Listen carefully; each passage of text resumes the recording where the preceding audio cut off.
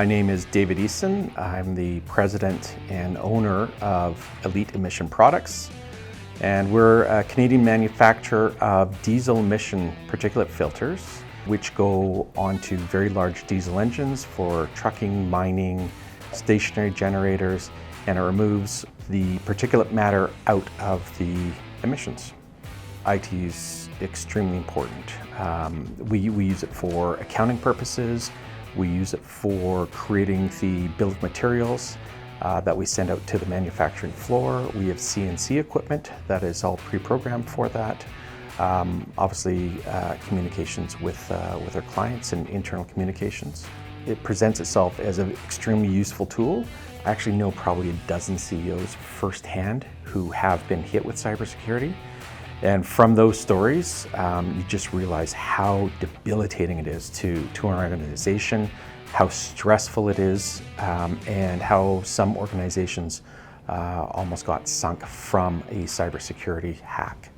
How many computers do you know that support software for 30 to 40 years? Not many. So we did tell DDL, they took an inventory of what we had, what software we had.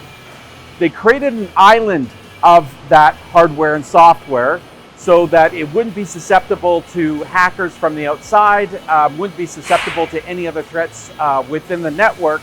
Peace of mind to me is the most important form of trust. So I know with DDL as a strategic partner of ours that I can rest assured that I no longer have to worry about IT systems.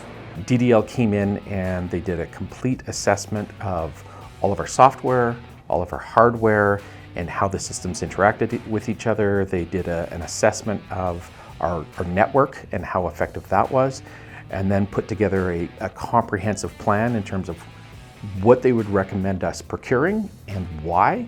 We move forward with then switching out all of our old equipment and networks, putting in the new equipment, and then all the security and firewalls that was needed to have the security that mitigated our risk.